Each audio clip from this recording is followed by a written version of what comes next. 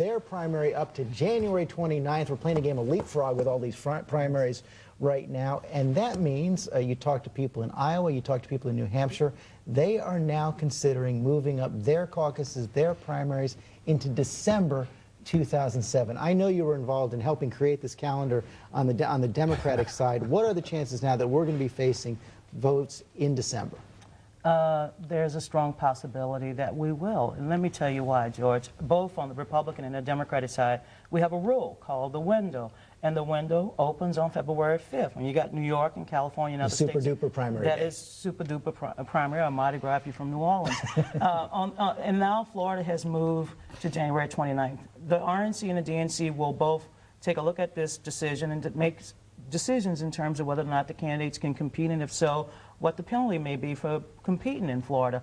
On the other hand, the Democrats could allow Florida to have a beauty contest and then give the party an opportunity to have a caucus. But won't the beauty contest mean that's all that's going to matter? If they have a vote of any kind on January 29th, everybody else is going to want to move up. Oh, no question. And New Hampshire will be the first to move up. And won't South Carolina insist on being the first in the South, and they'll move up? Absolutely. You guys like to vote on Tuesdays? Absolutely. Christmas falls on Tuesday this year. Well, that's a good day. New Hampshire primary on Christmas. And we'll have one person show up, Santa Claus. Who does it help? Who does it hurt?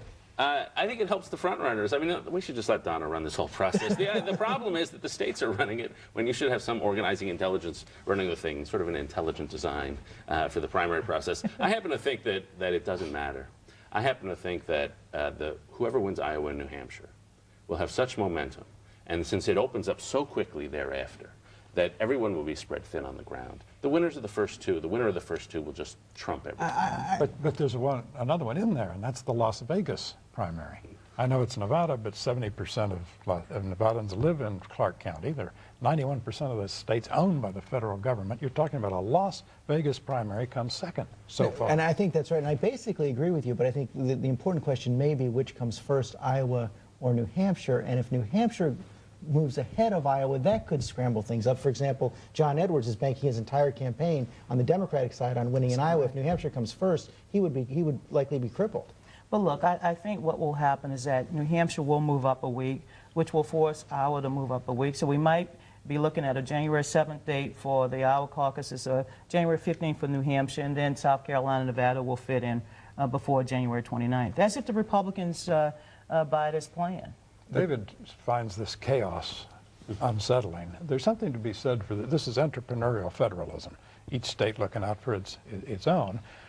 The problem is we may come 2012 want to rethink this and go to something like 4 regional primaries alternating every 4 years, or a system whereby the smaller states start the Delaware plan to allow minimal barriers to entry in you know, this we've seen these proposals all the time. Isn't it going to take, David, an incumbent president has to be willing, when that incumbent is running for re-election, to agree to have the rules change, and that's never happened before. Right, but it really should. George likes James Madison, so he likes a more decentralized process. I like Alexander Hamilton, and I want some competition. I think if you spread out the primaries, had some small ones in each region, then the thing would last for 5 or 6 weeks. Right now, it's a 1 or 2 week process, and it's over in a blink, as we saw the Democrats 4 years ago. I think the exact same thing is going to happen. But Donna, do you agree, though? I mean, some Democrats have said they actually do see the prospect with the rise of Barack Obama for splitting up these early primaries, and they even say we could, the most important states may be the ones that now come after February 5th. Absolutely. We may not have a decisive contest in Iowa, New Hampshire, and what may happen come February 5th is that Hillary may win a block of states in the Northeast. Obama may carry some states in the Midwest, and John Edwards, as well as Bill Richardson, may carry states in the South and Southwest. And we'll have plenty of time to answer.